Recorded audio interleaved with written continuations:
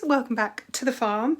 We are working on the van again this week, but I desperately need to get some stock down to the shop in town. I did my day that I have to do every month. I think that was last week, and I forgot that I was supposed to take a load of stuff with me, and the shelf was looking really, really bare. So I've been making some Cornwall coasters. I did these for last night. They take a really, really long time. So I've obviously got my settings a little bit off on this because they never used to take me like 15 minutes each. I got these four done last night, but I do want to make a few more. I don't remember the price that I've got them at the shop, but I know that there's an offer if you buy two. So there's one coaster left. So I'll get another bunch of those done, and then we will hopefully get to the van today. Ari the van, thank you for all your comments on my last video. That was really sweet of you. And we still don't know. Johnny has actually gone a little bit deeper into a problem with Noodle, the new van. He now can't get the engine to start at all. So please send all your positive vibes our way so he can get that van working and then hopefully legally on the road, and we can have a nice, comfortable, fabulous, amazing trip to Scotland in a great big van that the dog will be cool in and we can stand up in and, like, you know, all the things. Right, let's get to work, people. Let's get to work.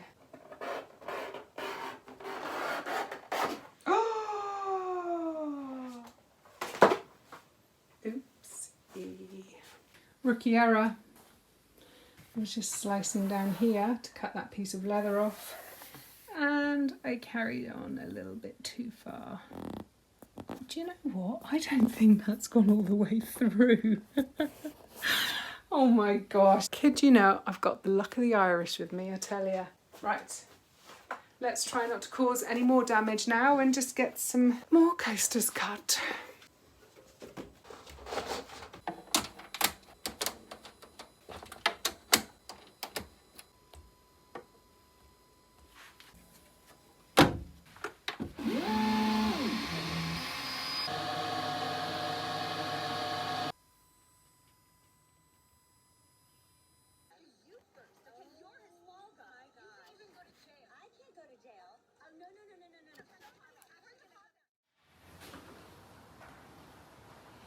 So do you want to tell the camera what's actually wrong?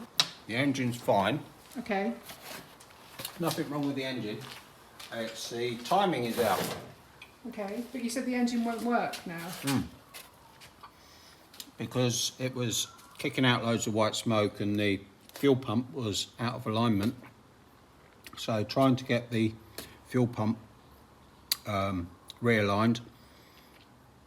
I've set everything up, set the timing up. The crank timing, the cam timing and the fuel pump timing are all absolutely bang on, the marks, but it's not starting. And he's just been down to the garage, and our mechanic is bloody lovely, and he's lent him this box of tools, so hopefully he can get the job done. See that gauge there? Yes, I do. Right, I'm going to turn the fuel pump Yes. on the end of the... Yeah, all right, well you go Right, do so your thing. if that's going to move round, so I'm going to be turning it.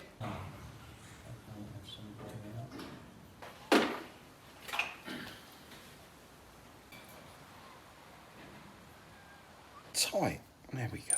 That's a bit better. That's it, right. And now I move 0 to that, yeah? Right, 0 to that. I'm done with. Well, that was pretty stressful, but we think he's done it. So fingers crossed, he's going to put it all back together again and then see if the engine starts. Keep your fingers crossed, boys and girls. Oh, I don't know why that thread is so tight. Because you need to warm it up to do the diagnostics. Are you doing it? You're doing it. Oh my God, good luck.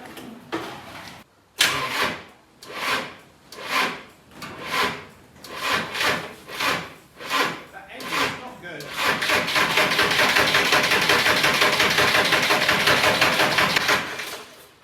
Oh! One of the other timings, I think I'm going to have to strip the engine down. We're going away in less than 2 weeks. Oh, I'm so sorry, bub.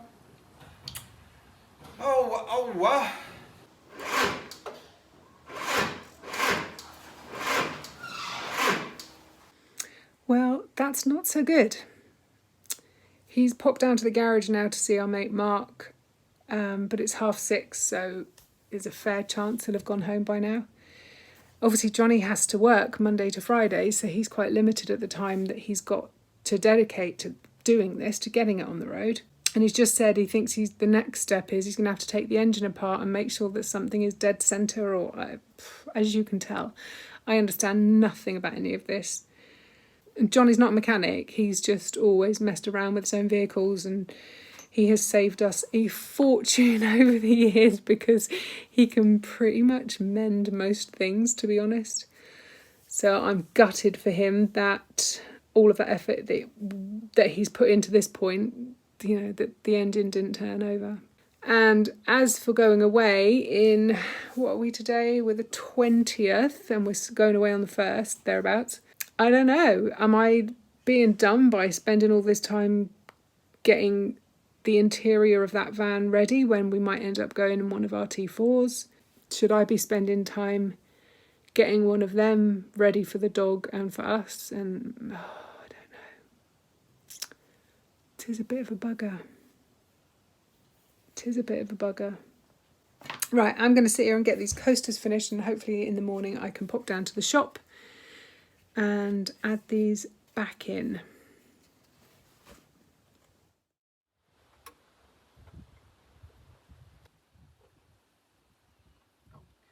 Okay, it's the next day. Johnny has just taken the battery out of Myrtle, and that's now in place, and I think we're about to try again. He hasn't done anything else today, he's just put a stronger battery in, so hopefully the work that we did yesterday has fixed the problem, but until he turns that key, we just don't know. How are you feeling, Johnny? Are you positive? Always. Oh, you're so cute. I bloody hope this works. Try it and see, Shall we? I feel like the whole internet is rooting for you right now, babe. All of them? All of everybody. All of them.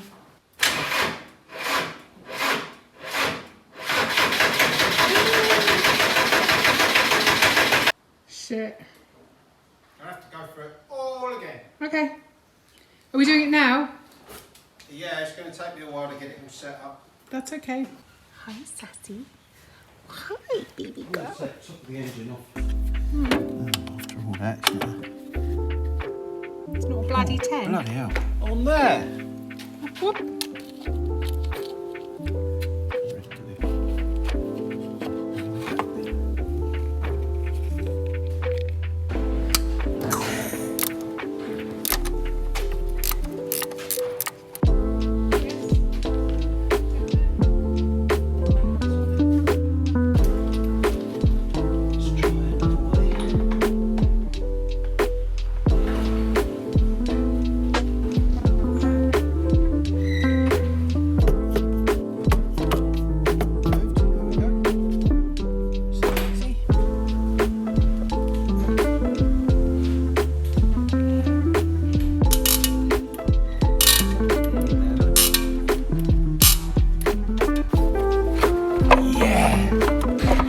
Come on.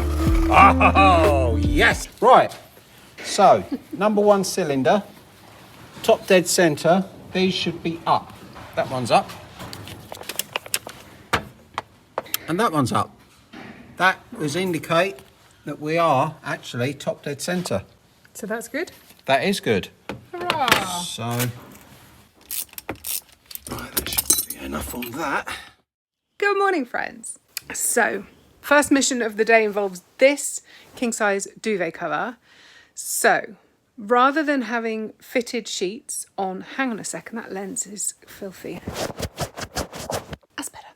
So, rather than having fitted sheets on the bed, if anyone has tried to make a camper van bed with fitted sheets, you'll know it's a stupid idea. So, rather than dealing with sheets on the bed, what I'm going to do is make a sleeping bag liner. I was looking at them, and again, 20-25 quid to buy a cotton one, about 10-15 to buy a polyester one.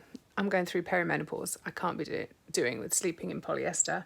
And about 50 quid for a silk liner. And quite frankly, I don't want to spend money on any of that. So then I was thinking, I'll just go to a charity shop and buy a big sheet and fold it and yada yada. And then I thought, hang on a minute. I've got an old duvet cover. So this one's got a zip on the end, weirdly. So I'm first of all going to remove the zip. Then I'm going to sew it up the middle and hem the top where the zip was, and possibly open up the bottom so that if somebody does get a little bit hot during the night, then I can, like, I don't know, maybe put Velcro on it and then I could just kick it open to get some airflow.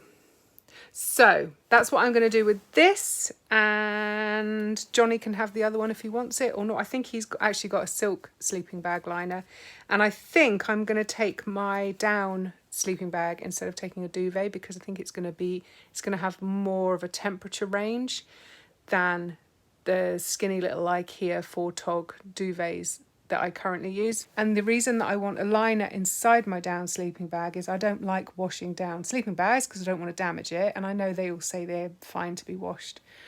That's not the experience I've heard from other people. It doesn't always go to plan. And I put magnesium oil on my feet or legs every night to help me sleep, and it's like, you know, when you've been in the sea and you've got that saltiness left on your skin that it just feels weird. That's exactly what it feels like when you use magnesium oil, because basically magnesium is a salt. So you get that strange, weird, almost stickiness. It's not sticky, like, I don't know how to explain it. If anyone knows how to explain that sensation, then please pop it in the comments, because I'm stuck for words. But this way I can get inside the sleeping bag liner at night, and it means that I don't have to keep washing the sleeping bag. I just wash the liner, which is a win-win to me. Oh, and to fill you in on the noodle van updates. So last night we had our friend Mark, the mechanic, come round after work. Mark, thank you. They didn't move any further forward, but he went and he made sure that he agreed with everything that Johnny had already concluded. Johnny isn't a mechanic. He's just had a lot of Meccano as a kid and is very comfortable taking engines apart and doing terrifying stuff like that. But Mark, as obviously a professional, just wanted to go back and double check that Johnny had got it all lined up properly, which he has. So well done, Johnny. Apparently he's coming back tonight, and they're going to do the next step, which hopefully then means that tomorrow night Johnny and I can do the bit that we did the other night with the dial and the 0.55, which honestly, I'm so sorry you're getting this information from me, because I clearly have zero clue about any of it. Johnny should be talking to the camera right now, not me. But when Johnny and I do it the next time, then hopefully it's going to work. I don't know. I had a last minute change of plans before I started ripping that dark grey duvet cover apart, because it looked and felt really good quality, and I don't think we'd had it very long. We don't currently use it, but I remembered I had this one on my camping duvet, so I was much happier to cut this one up instead. You know, every time I tell you that I'm cheapskating on something because I want that 10 or 20 quid in my account, it makes me think about all the van lifers, the channels that I've seen on YouTube, where people especially have borrowed money to build out their rigs to like a really high spec. I just want to put it out there, if you've got that money and that's how you want to spend that money, then brilliant, good on you, crack on, give it your best shot, like make that rig look as beautiful as you possibly can. But if you're like the rest of us, where you've got bills to pay and you don't have a massive savings pot or a huge income, I just want to put it out there that it's okay to bodge things. You don't have to have the shiny looking van that you see on YouTube with all the glossy this and the brand new that. It's okay to rough it, and actually your van will have more character, and you might even have more adventures because you won't be that worried about damaging something that you possibly haven't even paid for yet. Anyway, on that note, I'm going to go and stick Netflix on and get lost in sewing.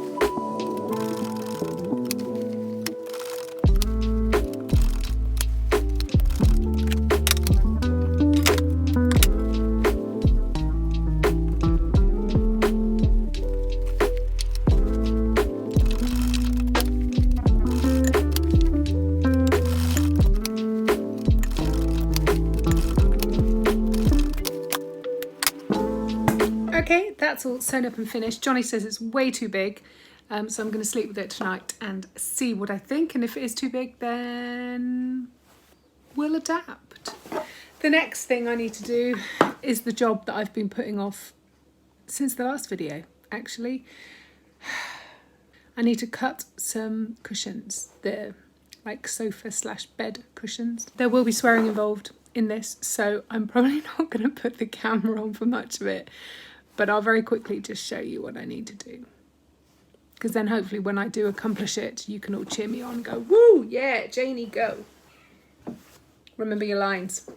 Okay, these are the 2 cushions. These make up our space into a big double bed. And then they come off in the morning and then they act as like backrests, I guess.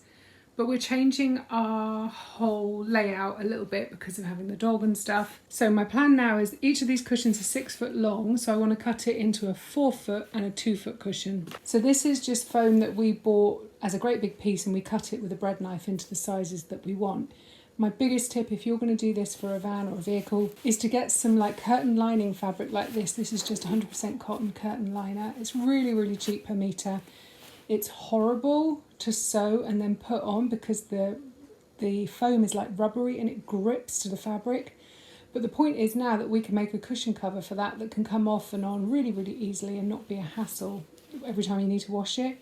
Whereas in Johnny's van, what we found is he didn't put fabric on first. He just sewed his cushion covers directly onto the cushions. And it's a ruddy nightmare, absolute nightmare to get them on and to get them off. So this is a really good tip. But it does mean now that I need to cut through this and to get to the foam. So I think I'm just going to crack on with this one because it's probably going to put me in a really bad mood. And you all don't need to see me in a bad mood.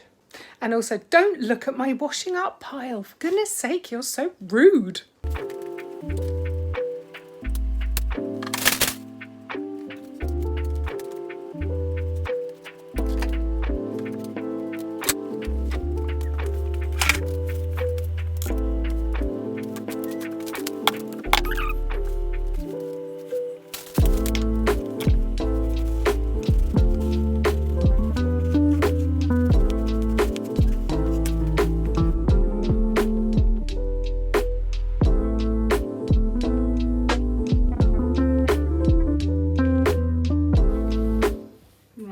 Something like that. It's not going to be pretty, but I don't care about that.